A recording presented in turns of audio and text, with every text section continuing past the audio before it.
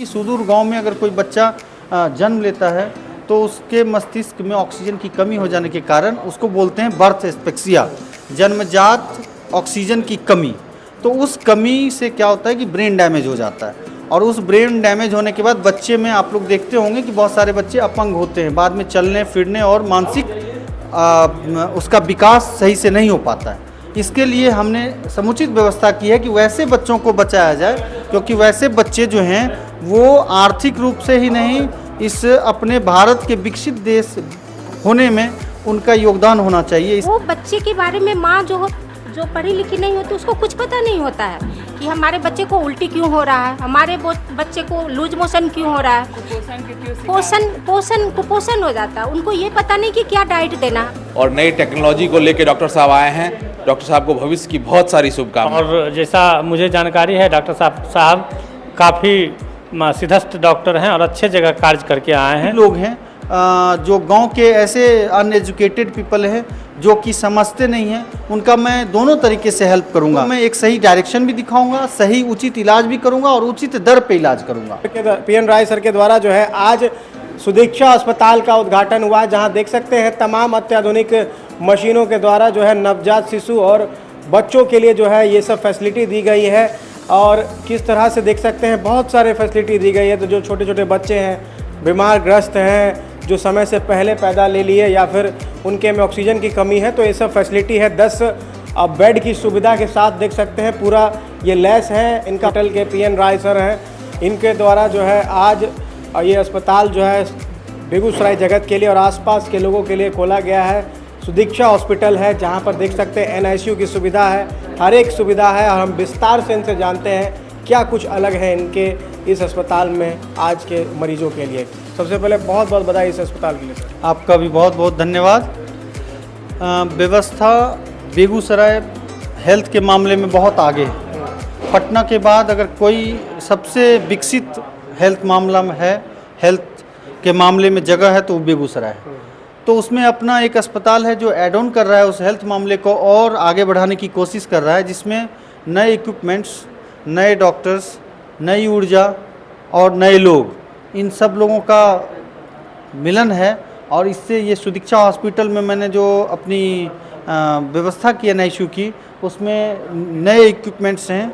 सबसे पहले जैसे ये है हमारे पास NICU फिनिक्स की सबसे अच्छी मशीन लगी हुई है, जो वार्मर है, वेंटिलेटर है, CPAP है, ड्रैगर का CPAP है।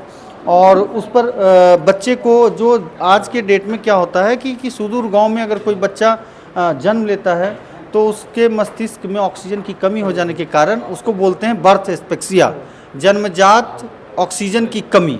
तो उस कमी से क्या होता है कि ब्रेन डैमेज हो जाता है, और उस ब्रेन डैमेज होने के बाद बच्चे में आप लोग देखते होंगे कि बहुत सारे बच्चे अपंग होते हैं, बाद में चलने फिरने और मानसिक उसका विकास सही से नहीं हो पाता है।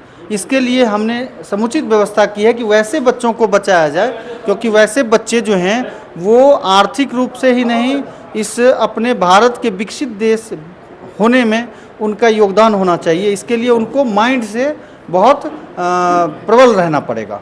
उसके लिए हमने अपने मशीन की व्यवस्था की है कि वैसे बच्चों को बचाया जा सके। लगभग कितने मशीन्स हैं यहाँ पे बेड आपने? अभी मैंने 10 बेड्स का है मेरा NICU है, और 2 CPAP 1 वेंटिलेटर विथ 2 वेंटिलेटर जो है ऑन रोड है, जिसका कि ऑर्डर है। तो मतलब कहने का मतलब कोई कमी नहीं है। सबसे बड़ी बात है कि 24/7 अपने अस्पताल में डॉक्टर्स की सुविधा और अच्छे ट्रेंड स्टाफ की सुविधा है, जो कि पब्लिक को हमेशा मिलती रहेगी। तो किस तरह से आसपास के लोगों को जो इनवाइट करना चाहेंगे और जो मरीज जो है जुड़ना चाहेंगे? आप आइए, जितने भी गरीब, चूँकि हम भी गांव से बिलोंग करते हैं। गांव से निकल के एक बहुत मेहनत करने के बाद 15 साल की स्टडी के बाद लोग डॉक्टर बनते हैं, और उसमें भी MD पीडियाट्रिक्स मैंने किया है। तो जो गरीब लोग हैं, जो गांव के ऐसे अनएजुकेटेड पीपल हैं जो कि समझते नहीं हैं, उनका मैं दोनों तरीके से हेल्प करूंगा। एक कि मुझसे जुड़ें आके, उनका मैं हेल्प दोनों तरीके से करूंगा कि उनको मैं एक सही डायरेक्शन भी दिखाऊंगा, सही उचित इलाज भी करूंगा और उचित दर पे इलाज करूंगा।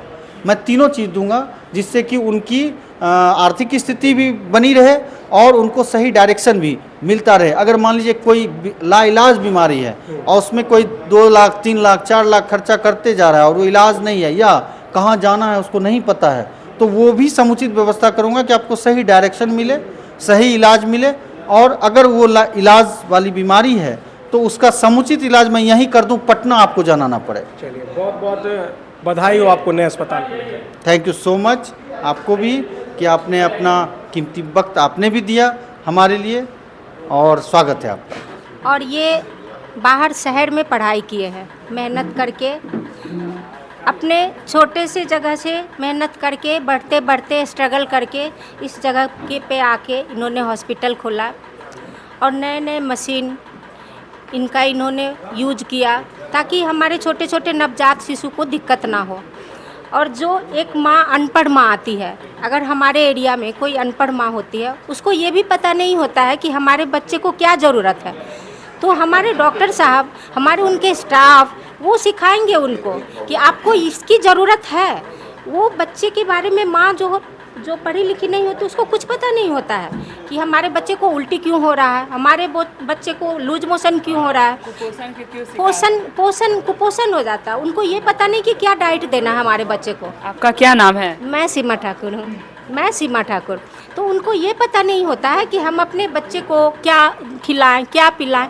तो एक डॉक्टर की ड्यूटी बनती है कि आप एक अनपढ़ लेडीज़ को, जो नहीं पढ़ी लिखी हो, जो गांव से आई हैं, उनको आप ये नॉलेज दीजिए।